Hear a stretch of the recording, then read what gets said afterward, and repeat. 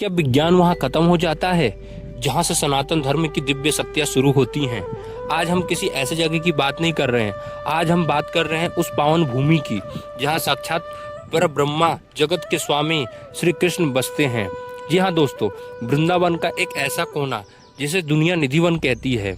कहते हैं कि कलयुग के इस दौर में भी यहाँ रोज रात को समय का चक्र थम जाता है, इतिहास ठहर जाता है और शुरू होती है एक ऐसा अलौकिक रासलीला जिसकी गवाही यहाँ की मिट्टी का एक एक कण देता है। लेकिन इस दिव्यता के पीछे एक ऐसा कड़ा नियम है जिसे तोड़ने की हिम्मत आज तक कोई इंसान नहीं। वन के इन पेड़ों को गौर से देखिए। प्रकृति का नियम है कि पेड़ धूप की तलाश में आसमान की तरफ बढ़ते हैं, लेकिन यहाँ के सारे पेड़ नीचे पवित्र जमीन की तरफ झुके हैं, मानो ईश्वर के सम्मान में शीश झुकाए खड़े हों। यहाँ कोई पेड़ अकेला नहीं है, सबके सब जोड़ों में है, आपस में इस कदर लिपटे हुए हैं जैसे कोई गहरा आलिंगन हो। संतों और ग्रंथों की माने तो ये साधारण वनस्पति नहीं है, ये द्वापर युग की वो गोपियां और सखियां हैं जो आज भी अपने आराध्य की प्रतीक्षा करती हैं। जैसे ही ढलते सूरज की आखिरी किरण इस वन को छोड़ती है, ये बेजान लकड़ियां जाग उठती हैं, इनमें प्राण आ जाते हैं, ये गोपियों का रूप धारण करती हैं और शुरू होता है महाराज। यदि इस वन की एक सूखी पत्ती भी कोई बाहर ले जाने की कोशिश करे तो अनहोनी उसका रास्ता रोक लेती है।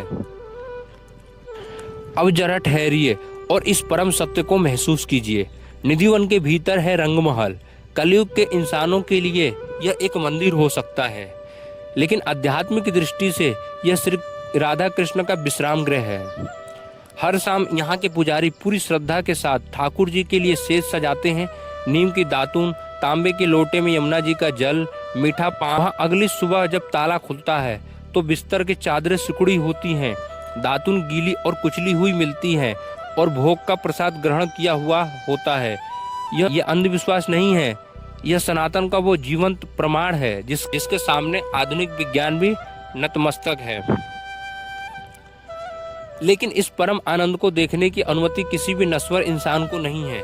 अध्यात्म कहता है कि भगवान की इस दिव्य लीला को सहने की क्षमता इंसानी आंखों में नहीं होती। सालों पहले जिन लोगों ने तर्क की कसौटी पर इस सच को परखना चाहा और रात को यहाँ छिप गए, सुबह वो जीवित तो मिले लेकिन उनकी चेतना जा चुकी थी। कोई अंधा हो गया, कोई बहरा और कोई हमेशा के लिए बिछड़। यही वजह है कि निधिवन के आसपास बने घरों में खिड़कियां नहीं हैं और जिनके घरों में हैं वो शाम 7 बजे के बाद उन्हें पत्थरों और भारी पर्दों से ढक देते हैं, क्योंकि रात को जब हवाओं के साथ घुंघरुओं और बांसुरी की रुंझुन गूंजती है तो वो ध्वनि इंसानी दिमाग को सुन्न कर देने के लिए काफी है। रहस्य और अटूट भक्ति का वो संगम है जहाँ तर्क हार जाता है और सिर्फ विश्वास जीतता है। क्या आपको भी कान्हा की इस लीला पर अटूट विश्वास है? कमेंट बॉक्स में अपनी श्रद्धा प्रकट करें और प्रेम से लिखिए राधे राधे। अगर इस सफर ने आपकी आत्मा को छुआ हो तो चैनल को सब्सक्राइब जरूर कीजिएगा। मिलते हैं अगले किसी अच्छे ऐसे ही दिव्य ब्लॉग में। राधे राधे।